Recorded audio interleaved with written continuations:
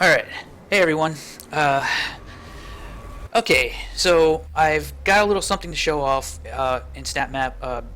Bear with me, I haven't really gotten very much sleep in the last couple of days, just from crappy habits, I guess, more or less. But anyway, I haven't published this level yet. I probably won't publish it because there's some things I need to work out first. But I shall go into the editor and explain my experiences thus far. So the main things to keep in mind are, so far the greatest hurdle of working with SnapMap is the 12 active monster limit. I was hoping to be able to make more traditional level design stylings of Doom, but with a 12 monster limit, it greatly encourages the use of automated spawn systems over purely hand-placed enemies. The Serious Sam style design is greatly encouraged. I'll explain that in greater detail in a moment. So basically, the level flow of Doom vs. Serious Sam are fundamentally different in terms of how combat encounters are designed. While Serious Sam tends to blend both styles together, as well as Doom 4. In fact, Doom 4 is the second. I don't know if you've seen my previous video, but Doom 4's second half is closer to Serious Sam than it is to Doom, while the first half of Doom tends to be actually closer to Doom. So somewhere in the middle of the game, they kind of just say fuck setting up hand-placed encounters and things of that nature. Let's go for pretty much everything in the entire game. In arenas, all of the combat takes place as automated battles where you just fight X number of things.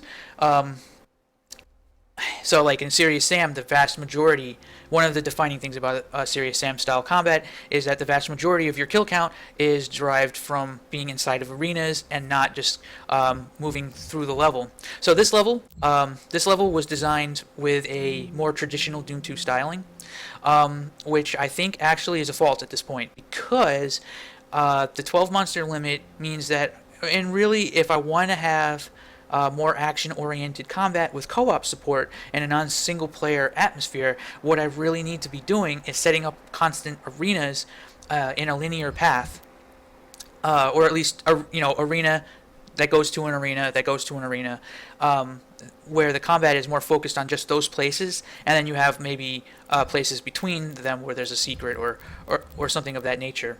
It's just more conducive to their current system. See, right now I have way more than 12 monsters placed into the map. This level is, most all of its creature placement and stuff like that is designed as though it's a Doom 2 level. Right? They're all part of the environment. They're all placed into the world, and they're just waiting. They're just waiting for you to walk into their line of sight so that they can start attacking you. And what they actually do is they wander around pretty randomly. Like, I've actually had the Pinky Demon that's all the way over here. Like, he sometimes wanders all the way up here or something like that. With that said, what I'm trying to do with this is it doesn't feel right for what SnapMap is probably best for. You can see here in the first area. I tried hand doing all of the monster placement in the traditional sense of Doom 2, which I didn't run into the monster limit very early on, but once I started adding more areas after that, I needed to actually start thinking about having the monsters spawn in. And you can also tell that there's a bit of a scripting nightmare going on with all of the blue lines going in every direction because they all have to connect to all the different monsters and everything like that. There are other problems that I've noticed as well trying to do what I want to do. Like, what I would like to do personally with SnapMap is create a, I don't know, an episode, something similar to No Rest for the Living, something along those lines, where it's like co-op or single player, you jump in, you find all the key cards, and you find all the secrets, and you kind of go through, just as you would normally, try to get 100%, things like that, right? Well, I don't know if that's actually going to work because there are a lot of problems. And the first problems are that the key cards are naturally invisible. Players are never going to see these things laying around anywhere. Key cards, while they're normally like, in most games, the key card would be like, in the air, floating, kind of like the weapons are treated currently right now. All right. You see this right here? There's the plasma rifle is a spinning, floating thing, and I'll get to that in a second. But so not only is there a monster limit, but there's also problems with the weapons and the key cards. So the key cards only just sit on the ground, and while there's a lot of things that you can do to customize how they behave, in all honesty, there's not really much you could do. Like, I literally have this thing sitting on the ground. The player will never, ever see the card unless I literally place an objective marker over top of it. Okay, so what about the weapons? Well, the weapons are an interesting beast as well. Players start off only with the shotgun, and in co-op, if I grab that plasma rifle, the other 3 players don't have a weapon. So there's all kinds of there's really weird balancing, and maybe co-op is just either it's busted or maybe I'm supposed to like. People don't have ways to get the weapons. The only way to get around this problem, I think, is either to make single player, but then you can only carry 2 guns. You can only carry 2 guns. Major problem, because it doesn't feel like Doom at that point. So co-op is busted because I have to place like 20 guns in the map. And single player is busted because I can only carry 2 weapons anyway, and I can't bring weapons from other maps. I don't have a way to bring like a multiplayer loadout or something along those lines. So this feels very bare bones to me at the moment. It feels very, very like I can't make something that's actually truly genuinely balanced at this point in time. While it is possible for me to script it so that if you die, it's game over and you have to start over and stuff like that, the scripting system is actually fairly robust. Here's like I have music playing and stuff like that. Spawning of monsters and everything like that. Works as it should. I think that pretty much covers it. So I don't know if the flow of this really works that well, but I think I can finish this level up and make it feel pretty good. It just, I don't know, it doesn't feel right to me at this point in time, and I'm really picky about these kinds of things. So I don't know if I really want to continue forward, or maybe I'll just finish this one level and then move on from there. So with that said, I should probably go into a little bit more detail about what differences there are from a Serious Sam style flow. I didn't explain this in the last video that I made where I talked about this. What exactly makes Serious Sam style flow different from Doom 4 style or from Doom 2 style flow, and why is Doom 4 closer and more encouraged? Why does Doom 4 more greatly encourage the Serious Sam paradigm? See, this first area, I went against the grain, and it takes a lot more extra scripting to really go this route.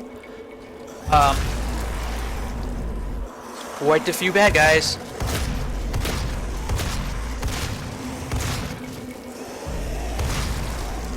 Alright. So you see, that key is impossible. So anyway, once you pick up the key card, alright, I trigger a pre-scripted combat sequence. The problem is the stuff that's supposed to spawn in doesn't spawn in because I have more monsters sitting around the rest of the level. So the music's getting all exciting and everything like that, but it's broken totally right now because I started working on the next area.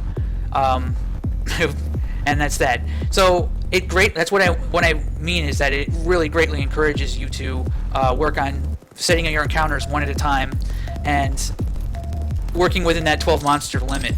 So anyway, I got the key card, which is a little weird because I guess these guys right here, they spawned a little earlier. Now you see how when you're walking through, you see the key door. You always want to try to oh shit, bomb! You want to always try to make sure that you telegraph to the player where locked doors are.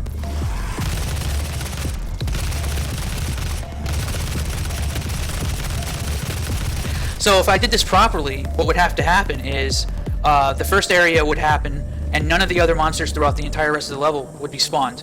And then as I enter this area, I actually spawn these monsters as well. But you also have to make sure that all of the monsters in the previous area were killed. So the monsters have to be more of a defining reason for you to move forward than the key cards themselves. And the key cards are more for show because the progress is based on making sure that you clear the area. Because if you don't, then you'll begin seeing problems as far as spawning.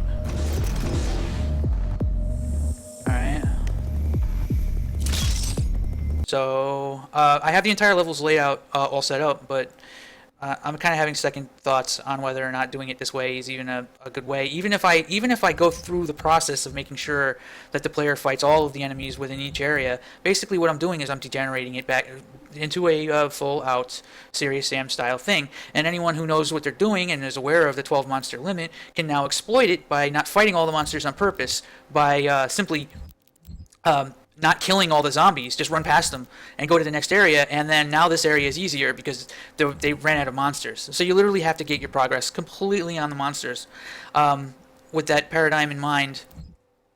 So, in the traditional sense of a Doom 2 style level, a Doom 2 style level would have a flow like this, but the monsters would be all hand placed, and none of them would actually spawn into the level at all.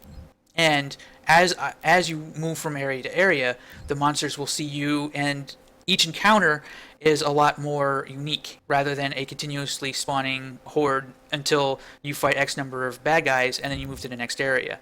I should make a video that just goes into this and explains in better detail just what makes, like, the ideas of why those styles of flow are different and why they're not, one isn't necessarily better than the other, but why I feel that Doom 4 isn't really a Doom style shooter. It's more of a Serious Sam. There are a lot of other games you might be aware of, like Painkiller, single player, worked more all along the lines. In fact, most shooters actually do. In fact, the reason why I use Serious Sam as an example is because Serious Sam is the first time I remember people heralding, and this was like in the early 2000s, and they were like, finally somebody went and, like, made a Doom style game again. But when you really analyze how Doom and Serious Sam are, they're actually very, very different games. And so, and it's not necessarily a bad thing.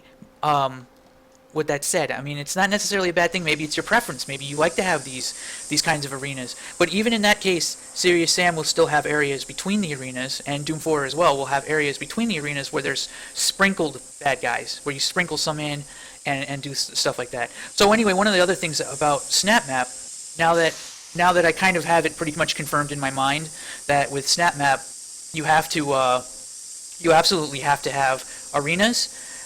Then I start to also notice that I don't have ways of adding jump pads. I don't have ways to make the arenas as interesting as possible, which may not be too big of a deal, but there's less tools to do things the way that the engine is best set up. I hope I'm explaining this very well. I'm going to try and actually, like, make a detailed video just explaining this, but my opinions of Snap Map at the moment are that it's early and it needs work, and I don't think that trying to do a new Doom style episode is necessarily going to be conducive to what is going to be the most fun. It's possible that Horde mode is really what this is going to boil down to, because Horde mode uses arenas and continuously spawns bad guys. There are systems already in place for doing exactly that. They call it survival. Well, survival is Horde mode, basically. The survival area will spawn an increasingly difficult onslaught of demons until every player is dead. Like, basically, you drop one of these into the map, it uses the nav mesh to automatically spawn everything, and it's by far the easiest way. I have a feeling that stuff like that is going to edge out doing anything else. Anyway, I don't know what the hell that was. I hope you enjoyed. I hope you found this informative. I will go into more detail about things, and I'll show this level off and talk about it once I finish it. Hope you enjoyed. Stay tuned for more.